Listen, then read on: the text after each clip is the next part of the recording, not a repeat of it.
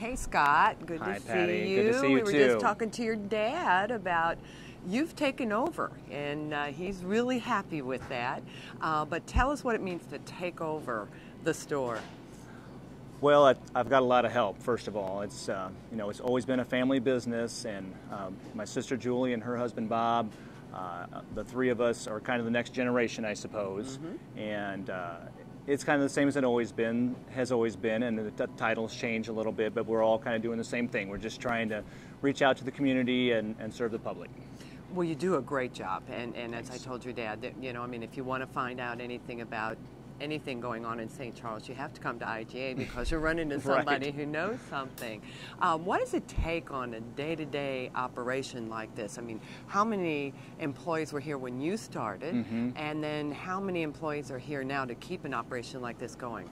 Okay, well, I came on full-time in 1989, and I would say we probably had 60 or 70 employees. We've built that up to around 100. I'd say half of them are full-time and half of them are part-time. And of course, a lot of kids come and go, baggers. We always get to hire the children of the people who have shopped here forever, which always makes things interesting. Right. Now, do you run HR? So you do the hiring and all the insurance benefits and all of that kind of thing to go with it? I started out that way, and I've since handed that over to Colleen Boschert, and she's doing a great job, much better job than I ever did. But I still have a hand in a lot of the things that are related to human resources and benefits and so forth. We've just been very fortunate over the years to have a lot of great core employees in every department. Just throughout the store, we've been blessed to have a lot of key people that have stuck with us through everything. Well, it's a testament to you that people want to stay and continue to work here, because if it wasn't a great place to work, they wouldn't stay around. Speaking of great places, we see you out in the community all the time. You have a ball team, don't you? And I mean, you're always out there doing something. Right. I don't think I know how to say no to a coaching job. So between basketball and baseball and soccer, my kids all have gone to Emmanuel, and now they're going on to St. Charles High.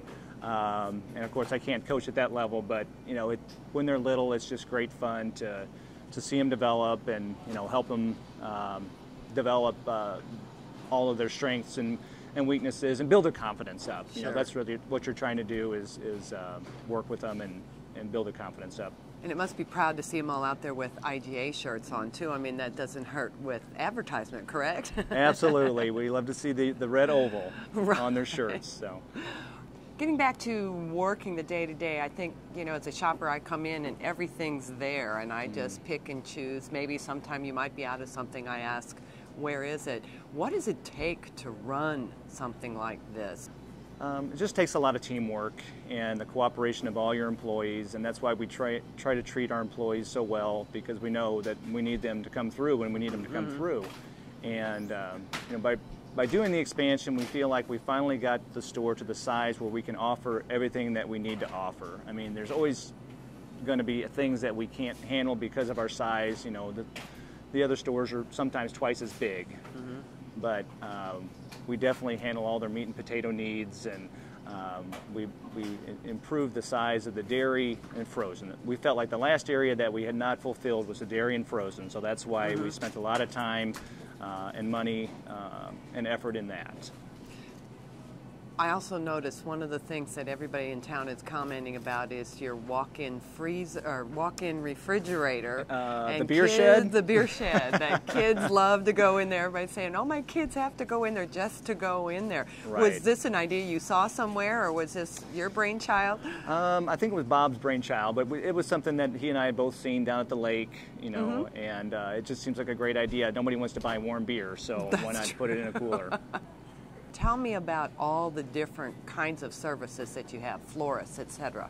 Oh, okay. Well, we try to provide a sampling of everything.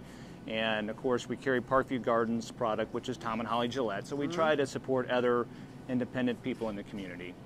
And I can come and buy everything. Tell me all the things. Start through the store. Wow, For okay. those people who don't know the store and the layout. Well, we are a full-service grocery store. We have a full-blown bakery. We have a cake decorating department, which, those two departments are really our calling card. But the deli is second to none.